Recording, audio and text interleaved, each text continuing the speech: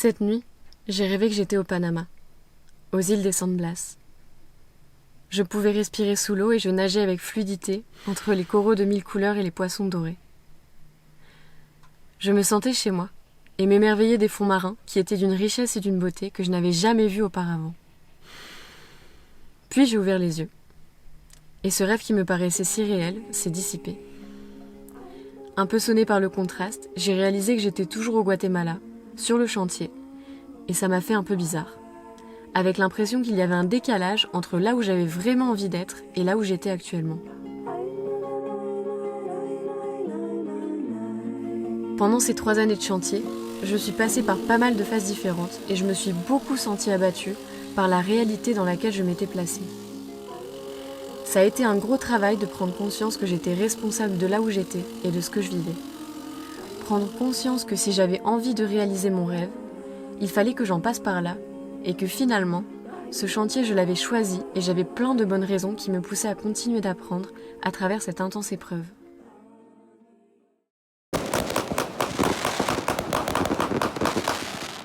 Encore un nouvel an au Guatemala. Flore a continué son voyage de son côté, après notre nave au Honduras, et je suis de retour, seule dans ma petite routine. La complicité qu'on avait au chantier me manque. Partager tous ces moments avec quelqu'un et aller beaucoup plus vite. Mais en vrai, ça me fait aussi du bien d'être seule. Je reprends du temps pour moi, connecte avec ma petite baleine et me lance dans de nouveaux projets. Car il faut dire que l'objectif c'est quand même de mettre le bateau à l'eau et j'ai du pain sur la planche. La liste est encore longue et en dehors du moteur qui est ma grosse priorité du moment, j'ai plein de petites tâches diverses qui n'attendent que ma déterre.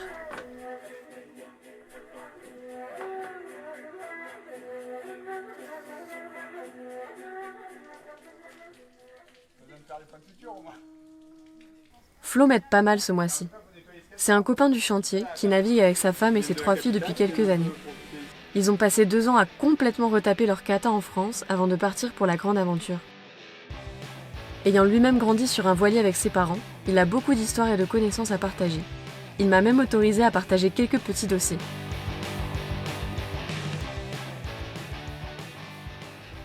Come here, baby. Bon, je m'occupe enfin de faire les supports sur lesquels vont se mettre mon sondeur, sur la coque, là où c'était tout rouillé. Du coup, Flo est en train de m'enseigner à faire de la résine. Et ouais, ça change du métal. Et donc là, j'ai préparé une petite pièce vraiment pas mal, faite avec le bois qui était utilisé de base, qui se mettait à l'extérieur du bateau, sondeur. On a passé une couche de résine. Ensuite, on a mis de la fibre, c'est ça. Et là, on met de la... Comment t'appelles ça, de la résine Chargée. De la résine chargée. C'est cool d'apprendre quelque chose de nouveau. Bien sûr, j'ai oublié ma caméra sous son kata, et du coup, ça a donné ça.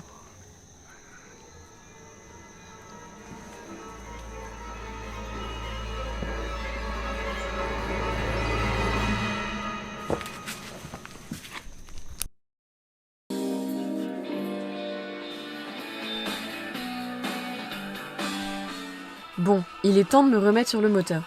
Vous aviez vu dans le dernier épisode qu'il ne démarrait toujours pas après maintes et maintes tentatives. Ça, c'est clairement le genre de truc qui m'embête. C'est que je suis prête à installer la pompe et en fait, dans ma boîte à vis de la désinstallation de la pompe, je trouve qu'un boulon. Ce boulon-là. En fait, il y en a 3, c'est ceux qui viennent fixer la pompe. Et il y en a qu'un. Et ils sont où les 2 autres? Ça, c'est le genre de truc qui me fait péter un câble parce que je suis prête à installer la pompe et je peux pas. Donc, quand c'est ça, j'arrête. Il faut que je range le bateau.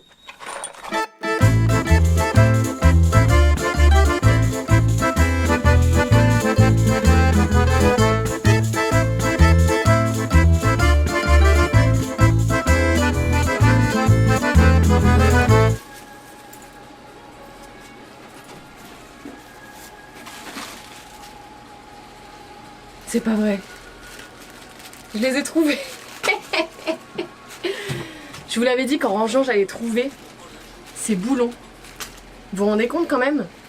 Ils étaient dans un petit sac plastique que j'ai mis juste à côté de la pompe. En fait, j'ai descendu là avec moi tous les sacs d'où j'avais les pièces qui permettent de remonter la pompe et toutes les parties du moteur. Et j'avais pas vu, j'avais ce petit plastique dans lequel j'ai des boulons et qui sont ceux spécifiquement qui vont pour la pompe. Et ils étaient sous mon nez. Mais comme j'étais tellement surchargée dans ma tête de tout ce qui traînait dans le bateau, j'ai pas pu les voir. Et c'est en rangeant tout et en terminant par ma cabine que je passe dans le couloir et je vois le sac à mes pieds. Là où en fait j'ai descendu toutes les affaires quoi, du moteur. Ce qui est pas facile, c'est de rester organisé, surtout quand t'es tout seul. Mais c'est hyper important en fait. Si t'es pas dans un espace organisé, tu t'avances au ralenti, vraiment. Ça c'est une des clés pour moi d'un chantier qui fonctionne. C'est d'être organisé, de un peu tous les jours, faire toujours un petit peu de rangement sur que ce soit les tâches du quotidien ou les outils qu'on déplace sans arrêt en cours de journée.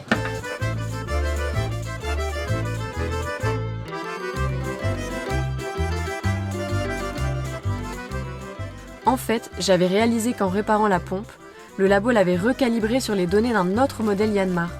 La pompe doit être calibrée sur des données ultra précises, car c'est elle qui envoie le diesel avec la bonne pression et au bon moment dans les injecteurs qui vont eux le pulvériser finement dans la chambre à combustion, là où se produit l'explosion qui fait tourner le moteur. Autant dire que si la pompe n'est pas bien calibrée, le diesel ne fait pas bien son chemin jusque dans la chambre à combustion, et donc le moteur ne tourne pas. Le B, vous voyez, n'est pas au bon endroit, ici.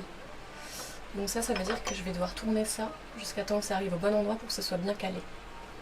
Et comme vous pouvez le voir, le reste des marques sont vraiment bien calées. Heureusement, le labo a été assez sympa et ils m'ont repris gratuitement la pompe pour tout recalibrer sur les données du bon modèle. Maintenant, j'ai reçu à nouveau la pompe et je dois refaire le même processus d'installation que j'ai fait déjà le mois d'avant et j'espère qu'une chose, que cette fois, ça fonctionne vraiment. Sinon, je sais plus quoi faire. Là, je pense que c'est bon. Tout est calé comme il faut. Ah, j'espère que ça va démarrer. On est maintenant prêt pour remettre ce bocage. Allez, j'espère que cette fois, c'est la bonne. Bonne nouvelle! J'avais déjà enlevé le cache une première fois pour renettoyer les bords, parce que je m'étais rendu compte que je pouvais pas laisser ça comme ça. Là, je remets tout, et je me rends compte que j'ai oublié de mettre cette rondelle, qui est la rondelle anti-dévissement qui va ici. C'est reparti! Les joies de la mécanique. Ça m'apprendra de commencer à midi et demi, 1h à bosser. Pour finir à 20h. Je dois toujours, en plus, à chaque fois que je l'enlève, faire très attention à pas défoncer le joint. En plus, on voit la marque de la rondelle. Et voilà!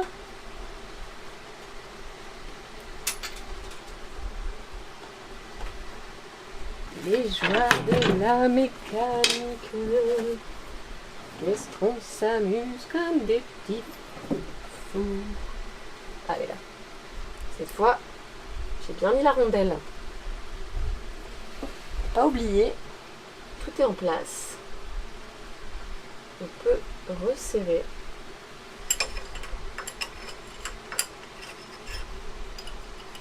J'espère que j'ai vraiment rien oublié cette fois-ci. J'espère que tout est bon. Allez, on y croit. Comme d'habitude, on fait très attention aux joints. Allez. Non. Putain, décidément, travailler le soir, c'est pas mon truc. J'ai fait tomber un de ceux-là dans le bilge, dans le puits d'eau. C'est pas grave. Je vais le chercher après. Et voilà la petite vis. Regardez d'ailleurs. J'ai mis de l'osfo partout, c'est super beau. Quand j'ai terminé là sur le moteur dans les prochains jours, je vais m'occuper de cleaner et peindre tout ça.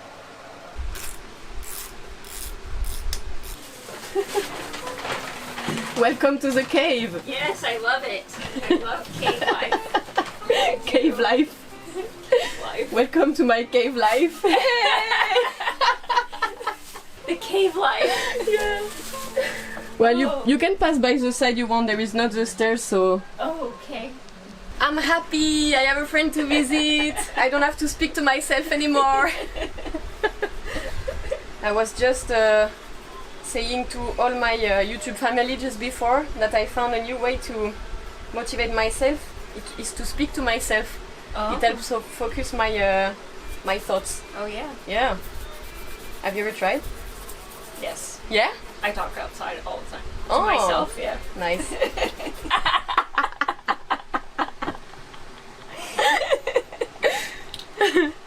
The weird girl working on her motor.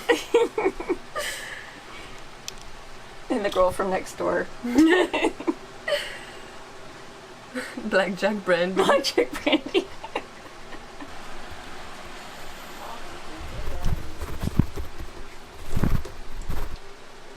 I don't even know what you're working on because we don't have one of these. Ah yeah, it's Yeah. true. Yeah. That's a lot of things to know, but Yeah. and so here it's different wheels. The injection puts the pressure at the good time, so the diesel arrive at the good time. Or basically, what I'm doing is teaching young ladies how to believe in themselves. That's right.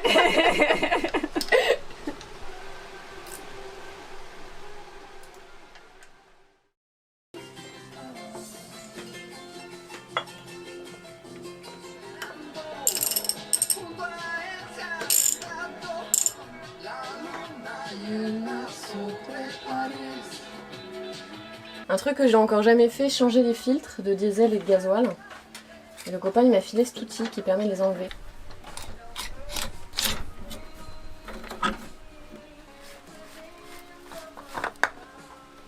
Ce qui est cool, c'est que dans les affaires que j'avais récupérées dans le bateau où j'ai récupéré ce moteur, il y avait pas mal de filtres de rechange et tout, donc je suis assez tranquille pour le moment. Yeah!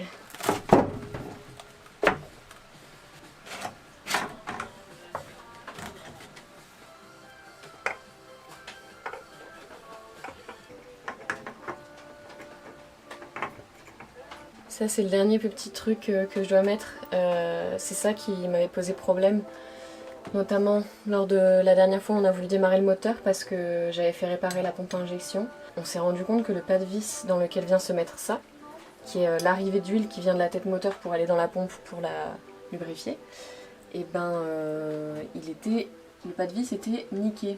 C'est-à-dire que je ne pouvais plus du coup visser et ça faisait que ça fuitait de partout de l'huile, c'était horrible. Et on pense que c'est le labo quand il a testé, parce que c'était comme ça quand je l'ai eu, quand il a voulu tester après avoir réparé la pompe, il a mis un... Parce qu'ici ils ont différents types de dimensions que le métrique, donc il a mis un boulon qui n'était pas adapté, ce qui a défoncé le pas de vis. Et maintenant du coup, puisqu'ils l'ont repris la pompe pour la recalibrer, donc j'ai dû la faire envoyer, bah, ils m'ont refait ça en même temps. Donc là je vais l'installer, j'espère que ça ira.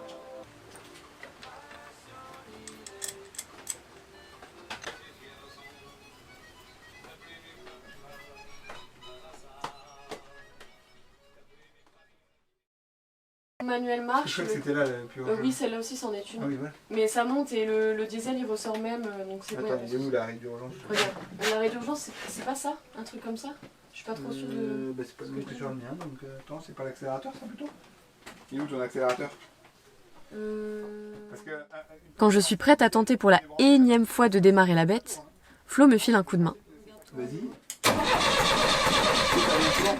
Si, ça goutte. Ah ok ok. Oui. J'avoue que je ne sais pas encore vraiment comment éteindre le moteur manuellement au cas où on arrive à le démarrer. Je m'attendais pas à ce qu'il démarre nickel. Hein, donc, Ouais. J'y vais. vas-y. Et c'est toujours cool d'avoir un copain qui s'y connaît pas loin pour faire face aux possibles imprévus. Oh, il va démarrer. Il va démarrer. Par contre, on va se mettre un ventilateur. Ouais, attends, j'en ai Ouais, pas. parce que là, on va s'enfumer. J'étais trop excitée quand je l'ai vu. Ouais, parce qu'en plus, on ne sait pas s'il est suraccéléré ou pas. Ah oui, faut le mettre sur le point neutre ou pas? Oh, purée. Ah bah oui, là, il faut qu'il soit sur neutre là.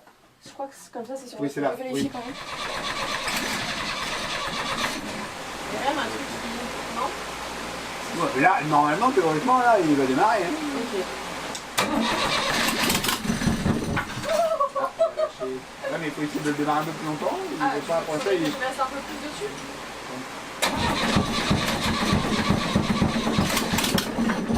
Ah, à chaque fois je me barre, à chaque fois je me barre. Bon, c'est bon, là, c'est bon. Il démarre. Yeah, le moteur démarre presque.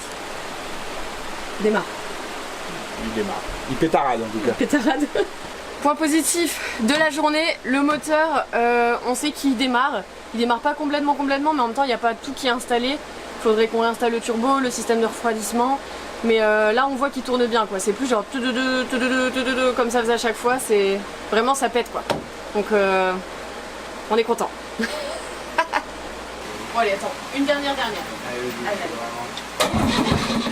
On tente quand même une fois de plus de le démarrer, juste pour le kiff, mais en pensant que ça va pas aller plus loin que ce qu'on a déjà vu. Et là, on s'y attend mais vraiment pas, le moteur démarre pour de vrai. Et il tourne vraiment bien.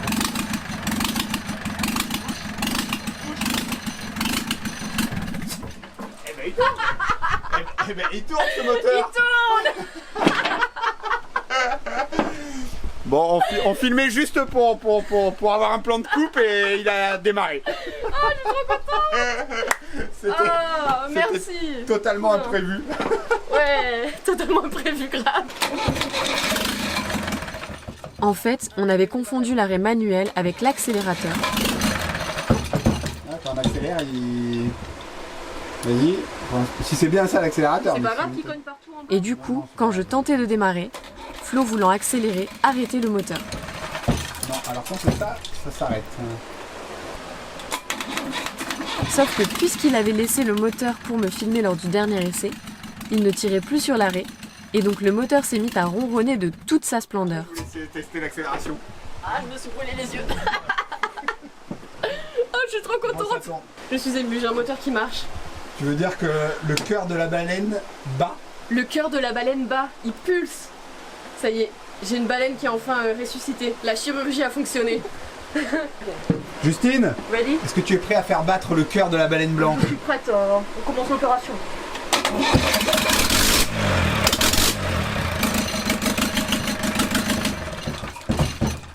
Ah bah quand il bat, le cœur il bat, hein, le cœur de la baleine.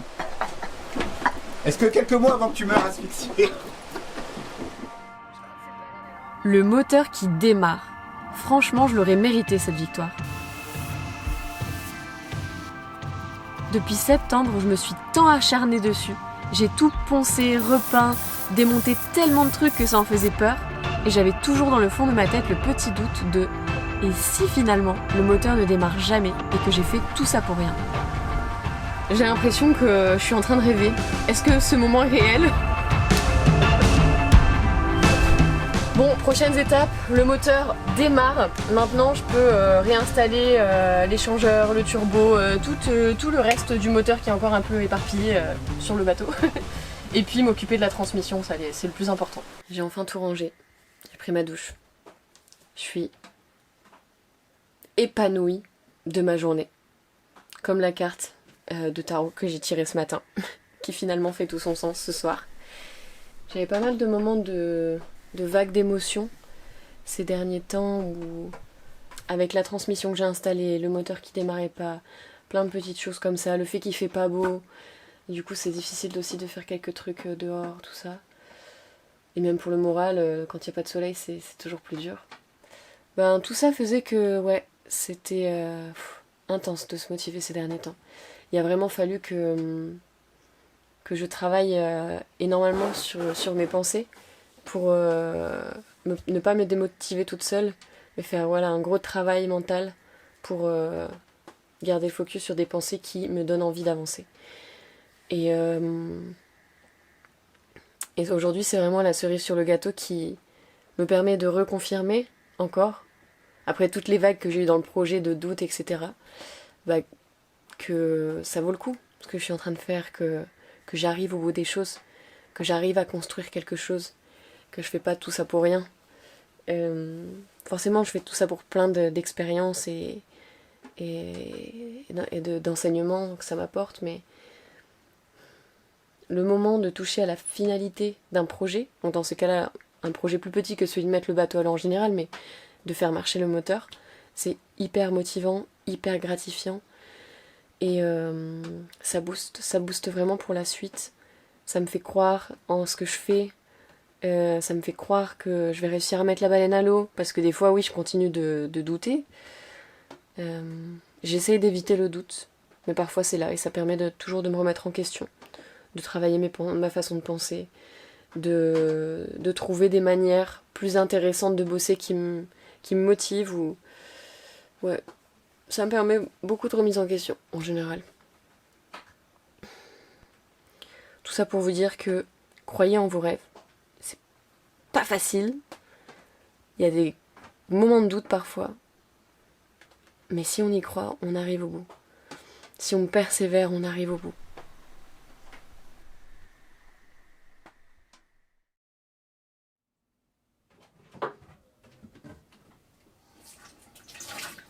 Plus je vis de victoires, plus je réalise que ça vaut vraiment le coup de persévérer et de croire en moi.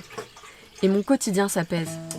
J'apprécie de plus en plus la routine et réalise à quel point elle est nécessaire pour développer un bon ancrage en moi-même. Je doute de moins en moins. J'ai de plus en plus de foi dans la phrase qui dit qu'il n'y a pas de problème mais que des solutions. Que finalement c'est la façon dont on décide de le prendre, en se focalisant soit sur le problème ou sur la solution, qui va déterminer comment on va le vivre et comment tout va se finir.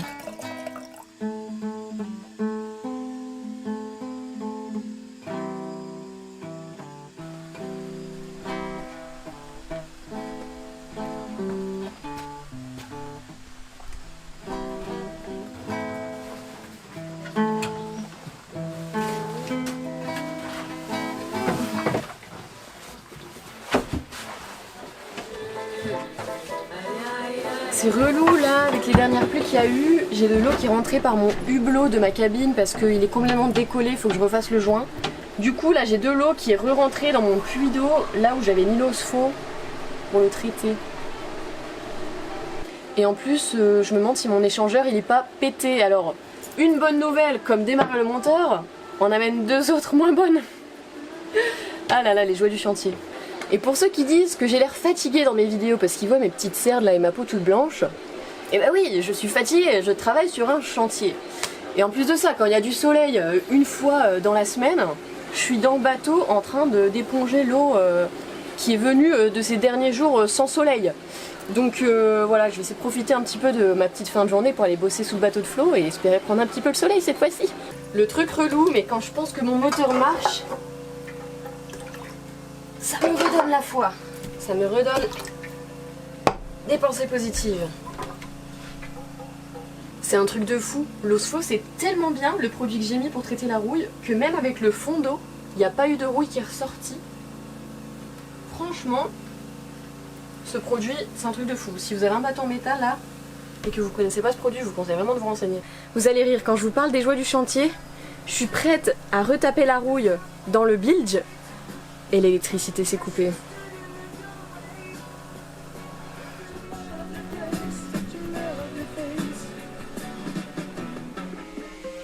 De toute façon, c'est généralement en fin de journée, plutôt vers 16 ou 17 h, que j'aime bien retrouver Flo sous son kata. On voit quand même qu'il y a du progrès entre l'ancienne pièce complètement en morceaux et la pièce en cours de fabrication.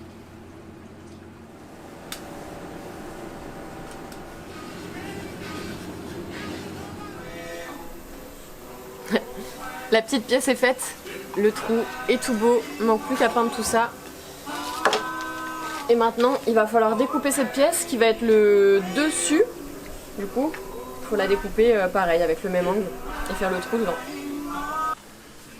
Allez, vas-y Franco. Normal qu'il bouge un peu.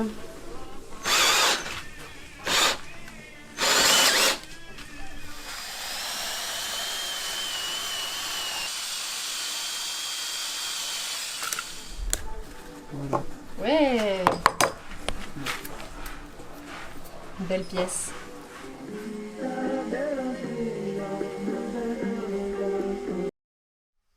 Bon voilà, c'est ce petit trou qui est là. Le moteur démarre. J'ai donc une bonne liste qui m'attend de choses à remonter ou changer sur le moteur. En voulant commencer par le démarreur, j'ai constaté qu'il était percé. Nando répare ça avec une petite soudure et avant de le remonter, j'en profite pour le nettoyer. Nettoyage de l'échangeur au vinaigre. Moitié d'eau chaude, moitié de vinaigre. Puis tout ça. Et voilà, on termine le vinaigre. Ouh. Putain, mais c'est infini ce truc, il est jamais rempli. Une cuillère de bicarbonate pour décaper tout ça.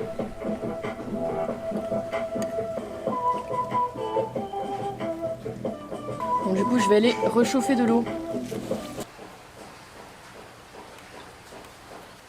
Mais c'est énorme en fait, j'en vois pas le bout. Et ça fuit pas en plus.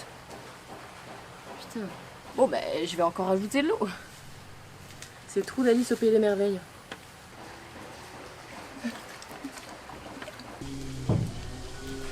L'eau qui ressort de l'échangeur, elle est tellement trouble, il y a même des moucherons dedans, on voit que dalle. Là l'idée c'est de rincer avec de l'eau pour pas que le vinaigre et tout continue d'attaquer l'alu, et puis ensuite je vais refaire une passe jusqu'à temps que l'eau ressorte vraiment claire. C'était vraiment dégueu, je nettoie avec de l'eau et il y a encore tout ça qui sort.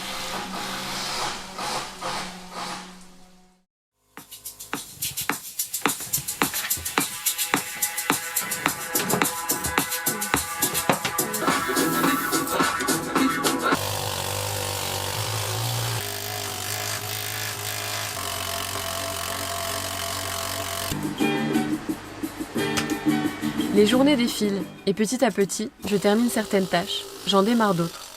J'essaye d'avancer dans l'ordre, d'être pragmatique et de kiffer ces petits moments d'amour que je donne à mon bateau et mon projet.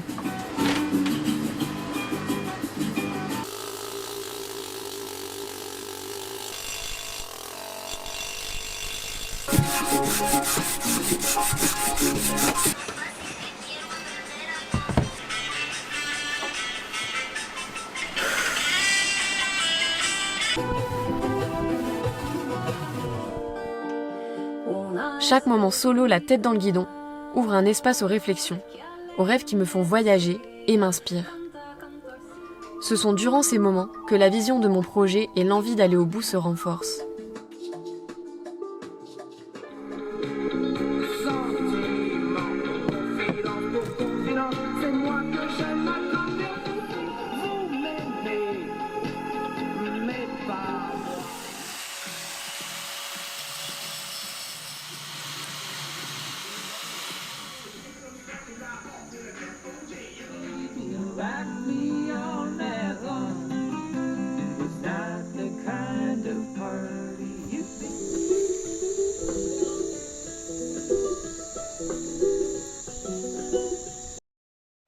Au cours de ses promenades, Ella Maillard a découvert une ville bruyante, en plein chantier.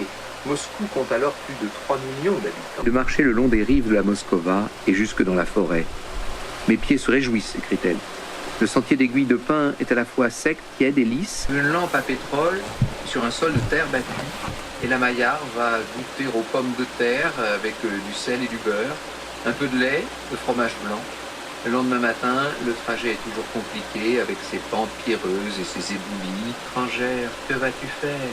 Si tu continues, il faut que tu grimpes jusqu'à 3500 mètres, puis que tu descendes à 1600, tout en parcourant 33 km aujourd'hui même. Les taillis impénétrables dégorgent d'une mousse épaisse, les branches basses abritent de l'ours préhistorique.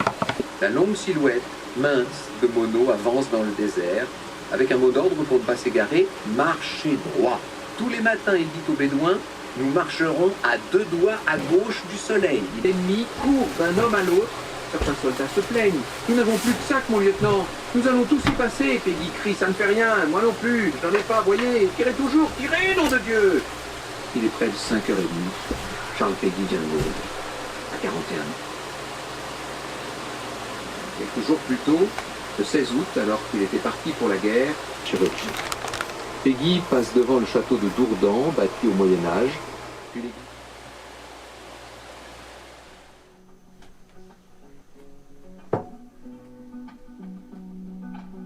Le soir, soit installé confortablement dans mon bateau, ou alors dans l'herbe au bord de la piscine de la marina, je passe mes récentes soirées plongée dans le livre Swell, où Liz Clark raconte comment dans le début des années 2000, alors qu'elle avait 22 ans, elle a récupéré un voilier de 40 pieds avec lequel elle a navigué sur une bonne partie du Pacifique. Entre les explorations des îles et les différents challenges vécus, elle nous confie les détails de sa propre évolution intérieure et de la guérison de ses blessures. Je plonge dans la lecture, tant ces mots semblent être le reflet de beaucoup de mes propres expériences. D'ailleurs, quand j'ai lu que le premier chapitre s'appelait « Don't give up the boat », n'abandonne pas le bateau, je l'ai vu comme une belle synchronicité. Un encouragement de la vie à garder la foi et la confiance que je vais réussir ce projet. Je repense au rêve du Panama, et je me dis que c'est plutôt chouette que mon imaginaire me permette de prendre conscience d'à quel point la mer m'appelle, et que finalement, plutôt que de voir ces rêves comme quelque chose d'inatteignable, de les voir comme un boost. Une vision qui me porte et me motive à aller au bout de ce chantier, pour un jour réaliser ce rêve pour de vrai et danser sous l'eau au Panama, avec la baleine blanche sagement ancrée au-dessus de moi.